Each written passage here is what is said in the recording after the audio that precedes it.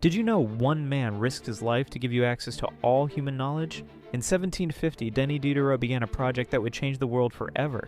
He wanted to create the first encyclopedia, collecting every piece of human wisdom into one massive work.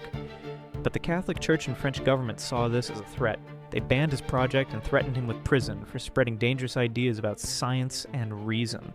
Diderot secretly worked with famous thinkers like Voltaire and Rousseau, who wrote articles while hiding from authorities. Government censors burned his books in public squares. He had to smuggle printed pages out of Paris like a criminal. The project nearly destroyed him financially.